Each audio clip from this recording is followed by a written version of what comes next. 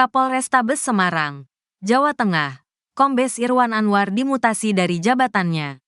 Hal itu dilakukan Polri setelah Irwan Anwar terlibat dalam kasus penembakan yang melibatkan Aibda Robik terhadap seorang pelajar bernama Gama. Proses rotasi jabatan ini dilakukan Minggu, tanggal 29 Desember tahun 2024, dan mencakup 35 jabatan lainnya di kepolisian. Kombes Irwan Anwar akan diangkat sebagai Kalemkonprov Pol Waketbit Kernadiansmas Sekolah Tinggi Ilmu Kepolisian, STIK, Lemdiklat Polri. Kepala Bidang Humas Polda Jawa Tengah Kombes Artanto membenarkan informasi mengenai pergantian Kapolrestabes Semarang. Benar, kata Artanto melalui pesan singkat pada Senin, tanggal 30 Desember tahun 2024.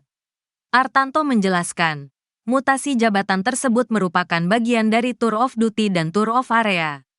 Rotasi biasa, ucapnya. Menurut informasi yang diterimanya, sebanyak 36 jabatan di jajaran Polres dan Polresta Polda Jawa Tengah juga mengalami rotasi.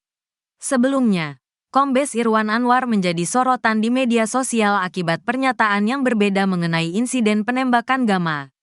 Dalam keterangan yang disampaikan Irwan Anwar, Aibda Robik menembak karena merasa terancam oleh serangan Gama dan kelompoknya, yang sebelumnya dinyatakan sebagai tawuran.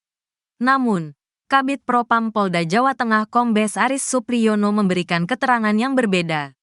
Aris Supriyono menyatakan, Aibda Robik menembak Gama karena sepeda motornya dipepet, bukan karena tawuran seperti yang dinarasikan oleh Kapolrestabes Semarang.